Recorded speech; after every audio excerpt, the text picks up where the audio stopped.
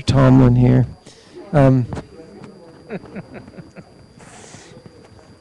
I'd like to welcome and introduce Dr. Ross Tomlin. Ross Tomlin he comes here from Quinnipiac Valley Community College and was in Umpqua. So, Roz was saying this morning that he ought to be happy that he's coming to a school where he can say the name of it. So, I thought that was pretty funny. But, Dr. Tomlin, one of the things that really intrigued the search committee about him was that, he's got 30 years at a community college, a ton of experience, a lot of, he's seen a lot of things, 22 years in the classroom, and so that's what really intrigued us about him. I'm going to turn it over to him to say a few things, and then we'll do the same thing we've been doing. I'll go around and give you all an opportunity to ask questions. Okay? Thanks, Jeff. Well, good afternoon, everybody. It's very nice to be here. I appreciate the opportunity to chat with you a little bit about myself and answer any questions you might have. I've, obviously been in community colleges a long time. I love them. I've done just about everything, certainly academically speaking, in a community college, and I've enjoyed all the experiences. So, but I think the one I've enjoyed the most over the years was when I was vice president of instruction at Umpqua in Oregon, and that's where I enjoy working with faculty and working to make programs better and help you all be successful. And so I didn't want to say to the other groups, we saved the best for last, but to meet with faculty. But I do enjoy working with faculty because I was one for so long, and so I feel like there's a connection there. Even though I did go over to the dark side, I'm still faculty at heart. So with that, I'll just open it up for questions. Anything you want to ask? Hi, I'm Rich Laidlaw. I teach chemistry and math here, and in your application letter, you stated that at your institution, you're preparing to implement a model for continuous improvement based on a book by Dr. Alan Robinson entitled Ideas Are Free. Mm-hmm. And you state also that you'd be one of only 2 community colleges in the nation that would have implemented this model. Also, you state that if you were to get the VP position here at LCCC, you'd like to promote this model as well. So would you briefly explain what this model is? Sure. There's always looking for ways to empower people and to try and get good ideas with budgets being tight, trying to look for more efficiencies.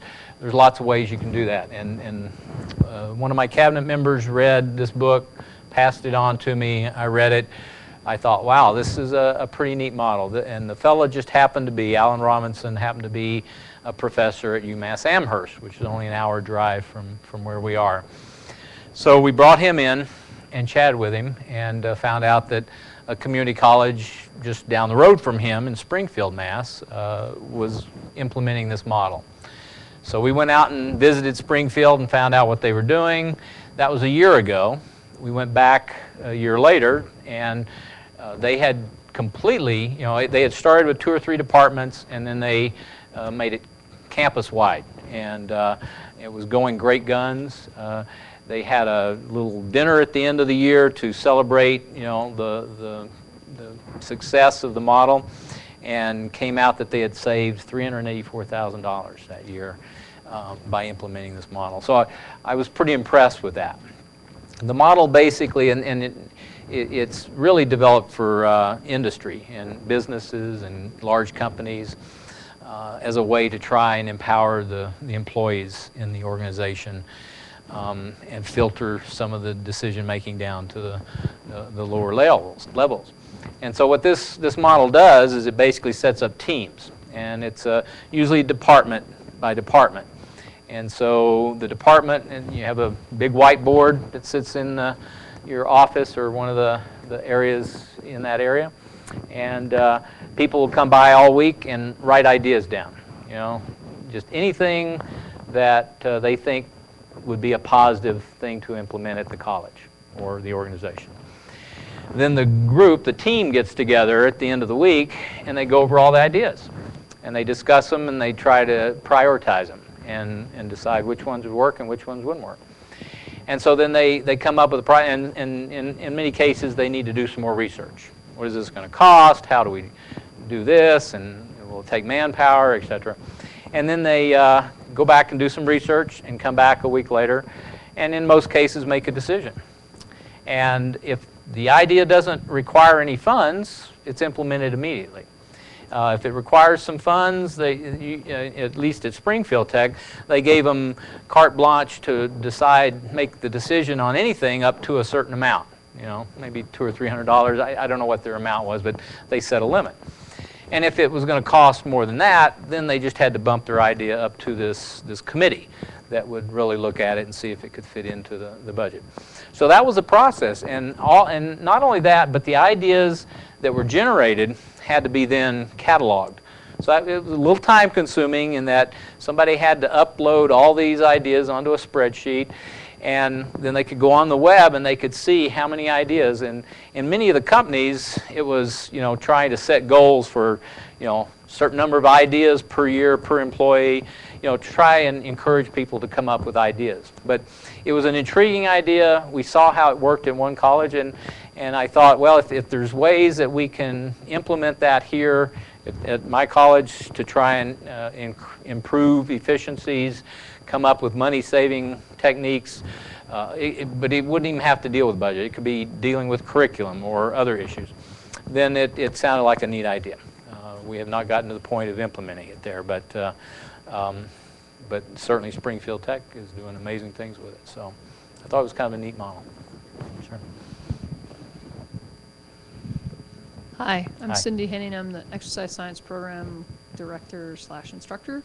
And in your one of the early, see if I can talk this late in the day. The earlier forums, you'd been asked a question about coming from a presidency of a college to a vice presidency. Uh-huh.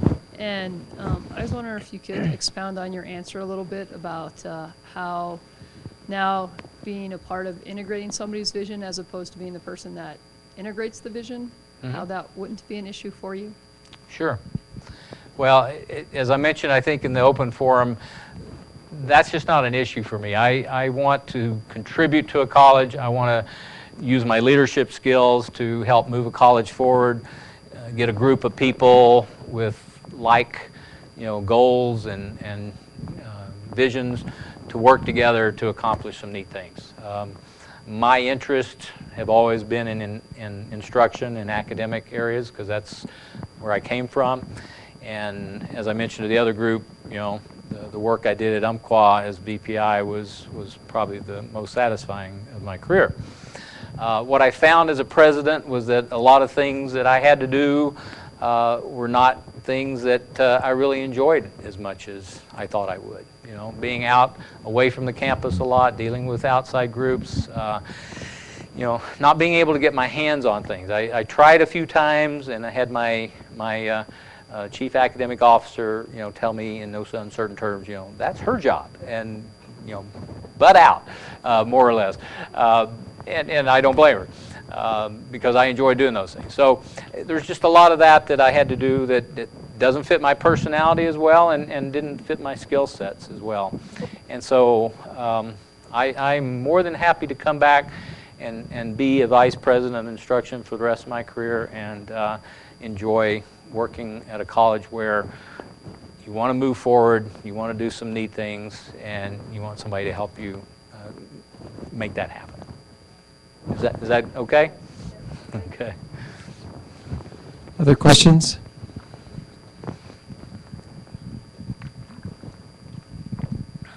I'm Rob Van Cleve. I teach computer science. We have many campuses. We offer online, face-to-face, and blended courses. And we have adjuncts and full-time instructors, many of which teach different sections of the same course. Where do you stand on standardizing at least a syllabus or course outcomes, or perhaps even the entire course and its content between sections of the same course? Ooh, good question. I guess I feel pretty strongly that the outcomes have got to be the same for the course. I think that's where the faculty get together in curriculum committees or whatever structure you have where you deal with curriculum and standardize those things. I think if you're teaching a specific course at, I'm trying to think if that was Central Oregon, no, I guess it was Umpqua, we had, you know, a group of faculty that in English that they got together, they standardized everything. Now, they even wanted the same books read, and that was their choice. That was fine. But they standardized pretty much everything. And then their final was a essay, and they graded them all together. So the English faculty all got together after finals, and they all read every paper. God bless them. But and it was a neat process in that they really got to see what was happening and had some impact on students outside their own classes. Now, that maybe is one extreme of how you do that, but I think at the very least, the outcomes should be the same for the course. Obviously, the way you present those outcomes should be your own. As long as you're getting those outcomes taught and the students are getting them and you can assess that the students have gotten them, then I think that's where the academic freedom part comes in. But the outcomes, I think, should be the same. That's just my take on it.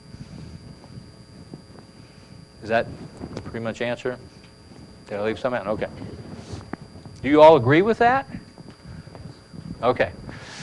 Good. Hi, I'm Trent Morrell, a geosciences instructor, and just to kind of piggyback on what Rob was saying, with online instruction and blended classes, hybrid classes, things like that nature, how do you support the use of technology with instruction as far as instructors go with training, and also how do you ensure quality in these online courses and the use of technology?